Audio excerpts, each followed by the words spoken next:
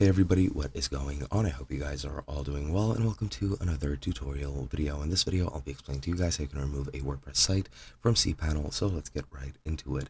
Now, this is a bit of a pickle, however, it is easily solvable. The reason it's a bit complicated is because you pretty much need to manually delete all the files that you need, so let's get right into it. So the first thing that you need to do, of course, is to have access to cPanel, log into cPanel and go to the file manager, and then you're going to need to back up some certain data.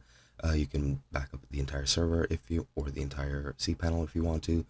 Make a complete backup in case you need to reformat your server and reinstall cPanel on a fresh install of your operating system, just in case anything breaks, so that you can restore it from that point on. Now, of course, you just need to go to cPanel, then just delete the correct database, and then after that you're going to be removing the entirety of the WordPress files.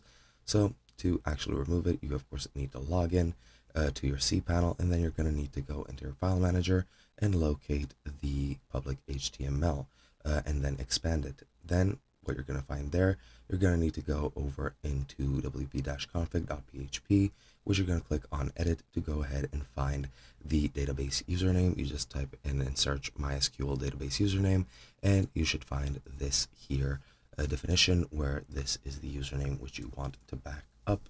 And yeah, just save the database and the database username for further use, and then you can go ahead and delete that database.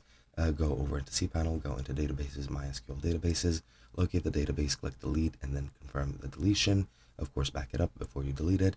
Then you just need to go and delete all files, go into your file manager, go search for public HTML, and right click the folder to delete it, and then just confirm by selecting delete files. Then go over into your domains, go into the add-on domains, and click remove next to the add-on domain, and at that point your WordPress site will be completely deleted from WordPress. Hope you guys enjoyed, and I'll be seeing you guys in another video.